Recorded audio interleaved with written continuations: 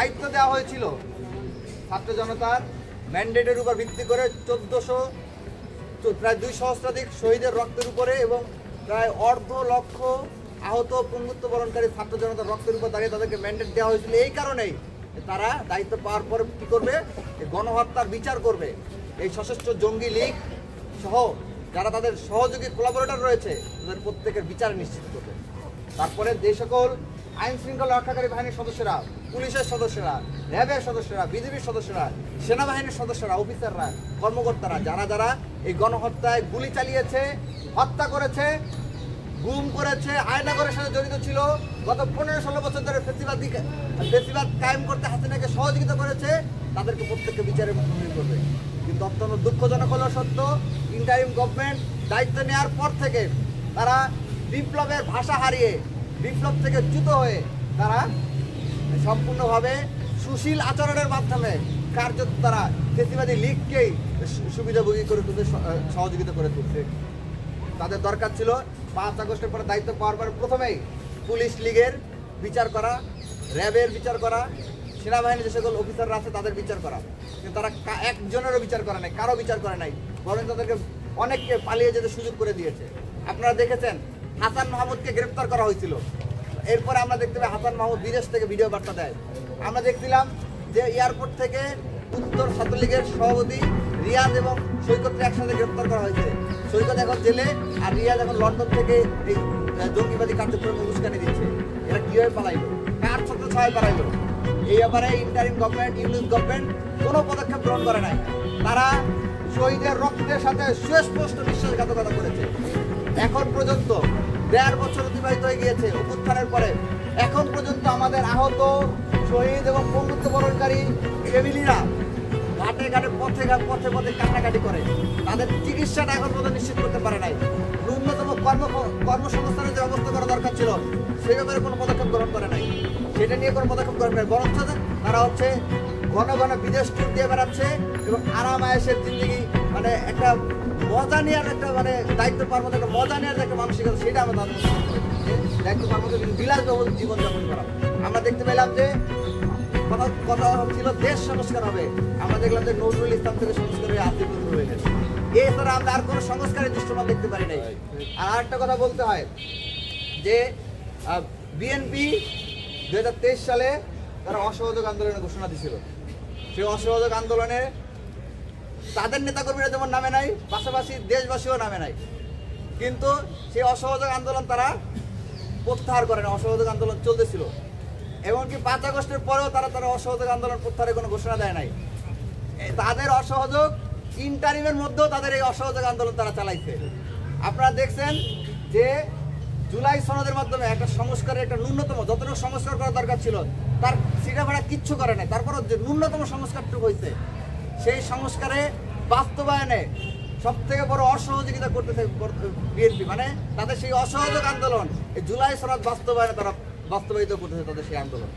আমরা এই সংবাদ সম্মেলন থেকে জুলাইকের পক্ষ থেকে হুঁশিয়ারি করে বলে দিতে চাই, জুলাই সনদকে ব্যর্থ করে দেওয়ার কোনো ধরনের অপতৎপরতা ছাত্র জনতা মেনে নেবে না এবং জুলাই সনদ অবিলম্বে বাস্তবায়িত হইতে হবে এবং জাতীয় নির্বাচন অনুষ্ঠিত হইতে হবে জুলাই সনদের ভিত্তিতে এবং জাতীয় নির্বাচন যথাসময়ে অনুষ্ঠিত হইতে হবে।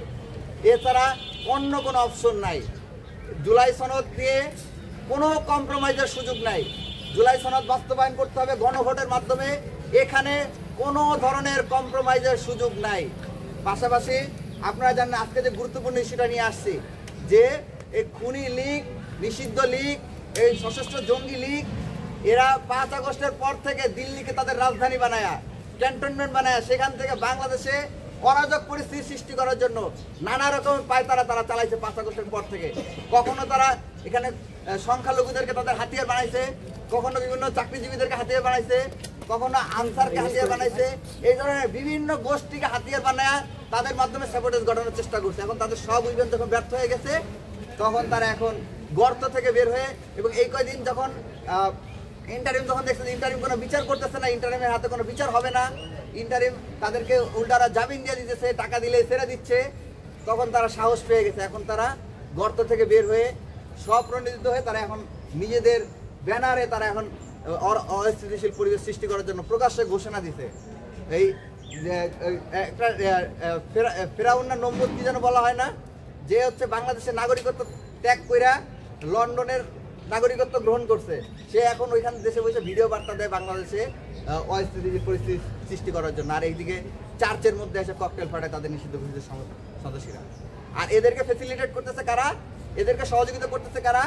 ওই যে শুরুতে বলছিলাম পুলিশ লীগের কারো বিচার হয় নাই, এবং পুলিশ লীগ, র্যাব লীগ, এদের মধ্যে তাদের যে দলীয় যে অফিসাররা আছে তারা তাদেরকে সুবিধা করে দিচ্ছে, তাদের বিরুদ্ধে কোনো ব্যবস্থা গ্রহণ করছে না। আপনারা আগে দেখতেন না, যদি বিএনপি জামাত এই ফেসিবাদী আচরণের বিরুদ্ধে একটা মিছিল করতো, তাহলে একদিনের ভিতরে, 1 ঘন্টার ভিতরে, 2 ঘন্টার ভিতরে তাদের সার্চ করে খুঁজে বের করতো না? তাহলে এখন এরা বছরের পর বছর ধরে, মানে একদম 1.5 বছর ধরে টানা ফেসবুকে পোস্ট দিতেছে, গুপ্তচরে মিছিল করতেছে, স্লোগান দিতেছে, বিভিন্ন জায়গায় ব্যানার টানার মতো দুঃসাহস দেখাইতেছে। তাহলে পুলিশ তাদেরকে ধরতেছে না কেন?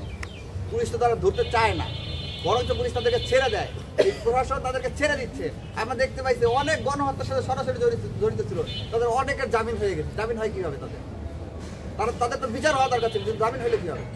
তো এই যে এইভাবে পুলিশ সরকারের মধ্যে যারা কিছু কিছু উপদেষ্টা, আমি তারা নাম বলতে চাই না, আমরা প্রয়োজনের সামনে নামও বলবো, আমাদের কাছে তথ্য আছে, তারা সন্ত্রাসী এই লীগদেরকে পুনর্বাসিত করার জন্য নানা রকম পদক্ষেপ গ্রহণ করতেছে, লীগকে ফিরে আনার ব্যাপারে নানা ধরনের পদক্ষেপ গ্রহণ করতেছে। এর মধ্যে কিছু বক্তব্য তো আপনারা জানেন, আসিফ নজরুল সাহেব তো ঘোষণা দিয়ে বলছেন যে তিনি আওয়ামী লীগ নিষিদ্ধ করাকে পছন্দ করেন না, এরকম অনেক উপদেষ্টা তো ঘোষণাই দিচ্ছেন। এরকম তারা যদি এখনো সাবধান না হন, তাহলে আমরা তাদের ব্যাপারে প্রকাশ্য অবস্থান নিতে বাধ্য হব।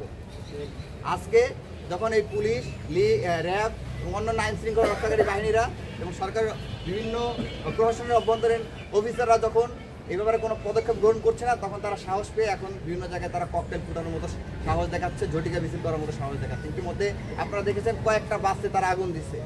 তো আমরা জুলাইকের পক্ষ থেকে আহ্বান জানাই যে কাল বিলম্ব না করে সরকারের মধ্যে ঘাপটি মেরে থাকা এবং কি উপদেষ্টাদের মধ্যে ঘাপটি মেরে থাকা যে সকল অফিসার এবং উপদেষ্টা আছে যারা এই খুনি লীগকে পুনর্বাসনে সহযোগিতা করছে, তাদের প্রত্যেককে কাল বিলম্ব না করে বিচারের মুখোমুখি করতে হবে এবং তাদেরকে কাল বিলম্ব না করে জেলে ঢুকাইতে হবে। তাদের